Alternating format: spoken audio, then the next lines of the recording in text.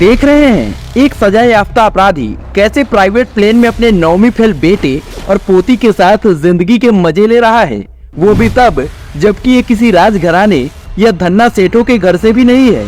फिर इतने अमीर कैसे हो गए कि करोड़ों के प्राइवेट प्लेन में मजे कर रहे हैं? इसे जानने के लिए आपको कई दशक पीछे चलना पड़ेगा।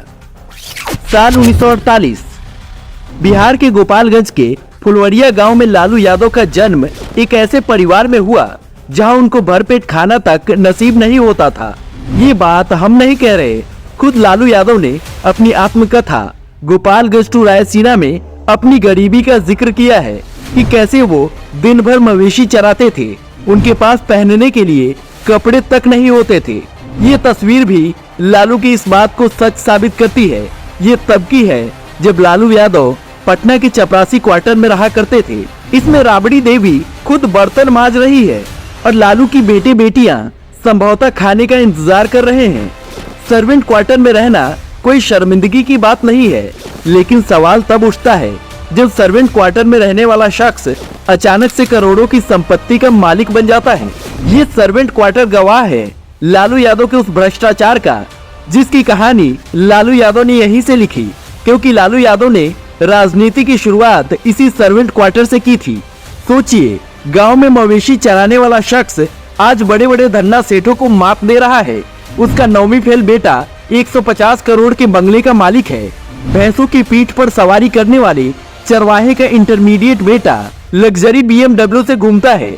उसके पास लाखों की रेसिंग बाइक है। उसकी पत्नी लगभग 18 करोड़ रुपए की घोषित संपत्ति की मालकिन है। खुद वो चरवाहा आज करोड़ों रुपए की संपत्ति का मालिक बन चुका है। गरीब गुरबों की राजनीति करने वाला गोपालगंज का वो मवेशियों का चरवाहा तो आज धन्ना सेठ बन गया है। लेकिन किसे पता था कि इसके कर्मों के कारण दशकों तक बिहार के लाखों लोगों को 2 वक्त की रोटी के लिए देश भर में भटकना पड़ेगा। पिछले 3 दशक से ज्यादा समय से पहले लालू नीतीश और अब चाचा भतीजे की जोड़ी बिहार की सत्ता पर काबिज है।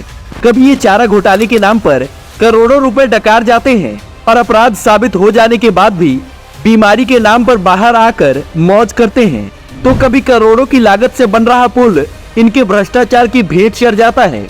इन सब के बीच दशकों से बिस्ती बिहार की जनता यही सोचती रह जाती है कि उनका क्या कसूर है जो उन्हें रोजगार के लिए दूसरे राज्यों में दर दर की ठोकरें खानी पड़ रही है।